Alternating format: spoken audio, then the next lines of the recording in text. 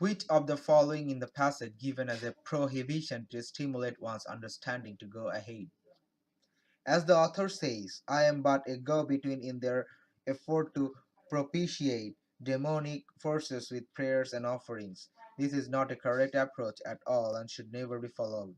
So, the way of depending only on the blessings got from the prayers and offerings should not be followed. Rather, we should follow the way with self-confidence, raised from the ability to understand the difference between a fear-ridden vision of the destiny and the vision that enables us to seek the enemy of fulfillment with ourselves with the beliefs gained by the prayer.